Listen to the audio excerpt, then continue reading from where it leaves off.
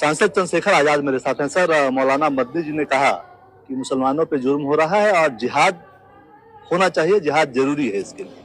देखिए, पहली बात तो हम यहाँ से शुरू करेंगे कि जिहाद का अर्थ क्या है। जिहाद एक अरबी वर्ड है, हिंदी भाषी शब्द नहीं है। इसका हिंदी अर्थ है जद्दोजहद, जुल्म के खिलाफ संघर्ष। तो जुल्म के खिलाफ संघर्ष के नारे तो आजादी की जंग से लेकर अब तक लगते रहे।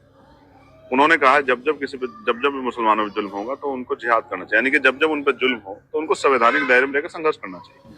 और ये तो इसकी आजादी तो भारत का कॉन्स्टिट्यूशन देता है कि जिसको इस पर आपत्ति है, भारत के कॉन्स्टिट्यूशन पर आपत्ति कर रहा है इसका मतलब। तो भारत के कॉन्स्टिट्यूशन पे कोई आपत्ति करेगा, इसको तो हम लोग स्वीकार नहीं करेंगे। अब आती है बात मौलाना मदनी की। मौलाना मदनी, उनका संगठन जमीयत उलमा हिंद, देवबंद की पाक सरजमी। और मैं आपकी जानकारी के लिए बता दूं कि जब देश की आजादी के लिए संघर्ष हुआ 1919 से, जब से उनकी जो है तंजीम उसमें आई मैदान में, तब तक उन्होंने आजादी की लड़ाई में योगदान दिया। सभी ने अवज्ञा आंदोलन हो, भारत छोड़ो आंदोलन हो, या जब हमने विदेशी वस्तु का बहिष्कार किया, सब में असहयोग आंदोलन में भी उन्होंने बढ़ चढ़ के हिस्सा लिया। वहीं से एक तहरीक चली, रेशमी रुमाल तहरीक, जिससे प्रभावित होकर देश के लाखों मौलानाओं ने उसमें भाग लिया, जिसके कारण हजारों मौलानाओं का बलिदान हुआ। शामली से लेके और दिल्ली तक हर एक पेड़ पे एक मौलाना को मार के अंग्रेजों ने लटका दिया। जिस परिवार ने खुद जेलें काटी हो, जिस परिवार ने कभी टेररिस्ट एक्टिविटी को जो समर्थन ना किया हो, टेररिस्टों के खिलाफ जमकर मुखालफत की। और मेरे याद है एक इंटरव्यू चल रहा था, यही मौलाना महमूद मदनी थे जिन्होंने पाकिस्तान के पूर्व प्राइम मिनिस्टर को जो है परवेज मुशर्रफ साहब को ये कहा था कि आप भारत के मुसलमानों की चिंता मत करो, भारत में मुसलमान ज्यादा सुरक्षित है, यहाँ पाकिस्तान से ज्यादा मुसलमान है और यहाँ के मुसलमानों को यहाँ के बराबर के हक मिलते हैं। यही मौलाना महमूद मदनी है जिन्होंने पाकिस्तान के प्राइम मिनिस्टर को ये जवाब दिया था साझी रूप से।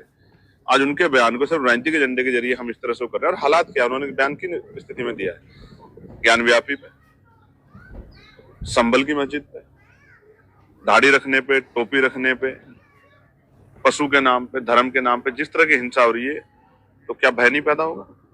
जिस तरह के फैसले आ रहे हैं, क्या भय नहीं पैदा होगा? जिस तरह से हिंदू राष्ट्र बनाने के लिए तहरीकें चल रही हैं, आंदोलन चल रहे हैं, जिस तरह से धार्मिक राष्ट्र बनाने के लिए और मुसलमानों के खिलाफ जिस तरह का मूवमेंट बन रहा है, इसी पार्लियामेंट में किस तरह के शब्द कहे गए थे पूर्व एमपी को, ये मेरे याद है।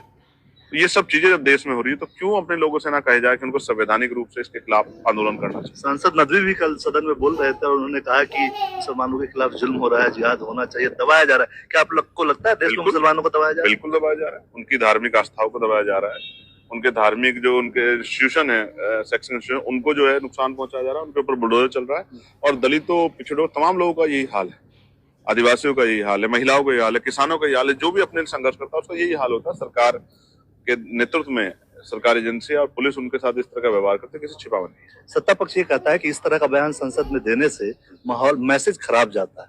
और संसद में खड़े होकर हिंदू राष्ट्र का बयान देने से और केंद्रीय मंत्रियों के हिंदू राष्ट्र की जो है यात्रा में शामिल होने से कैसा संदेश जाता है, उसका क्या जवाब है सरकार के पास?